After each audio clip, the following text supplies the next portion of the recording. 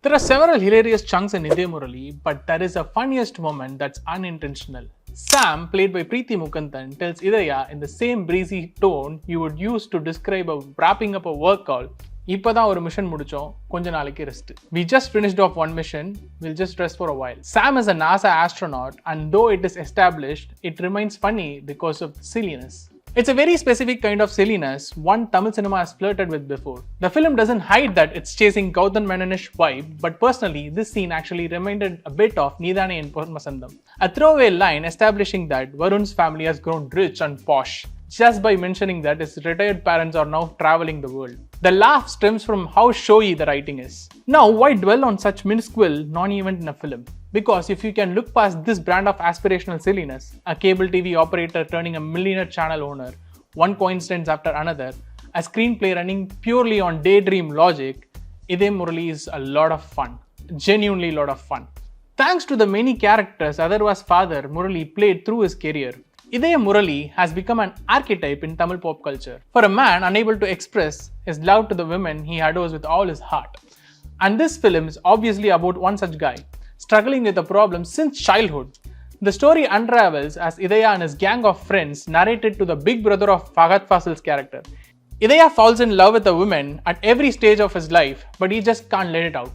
And the whole film inches towards that one scene.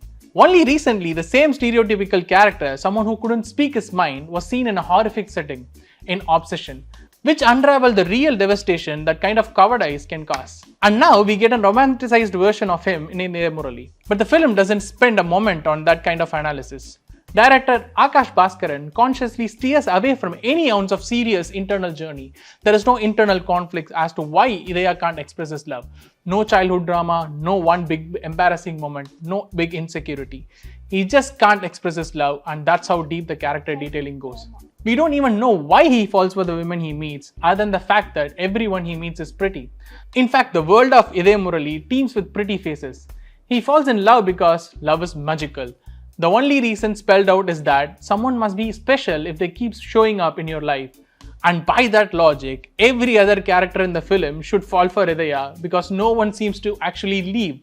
They say goodbye all teary-eyed only to show up 2 scenes later. Yet what saves the film from shallowness is the self-awareness of it. Take Fahadh Faasil's character for example. He breathes a lot into the film with his nonchalant, subtle performance. One that stops the recognizable trope of narration device from becoming redundant. He prevents the film and Idhaya's story from becoming self-important, which could have been a disaster for a story this campy. That awareness is what makes the silliness of Idhayam Murali enjoyable. It doesn't contemplate or meditate on the conflict, it just uses it to keep building drama and humor, not even romance. The Parithabangal YouTubers Sudhakar and Dravid play a big role in providing those laughs. They don't have to do much. Sudhakar just has to lament that his friends haven't brought back booze from the US and that does the job. They just have to exist in a frame and it brings a real affability. That's why Idhayam Murali wins largely on the strength of its casting and writing written to every character, however small.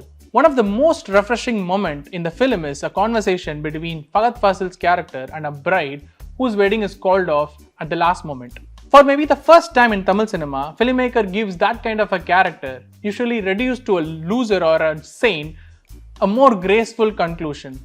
In a film that's too frivolous, all about the laughs and the vibe and the mood, a few flourishes like that put a smile amid all the laughs.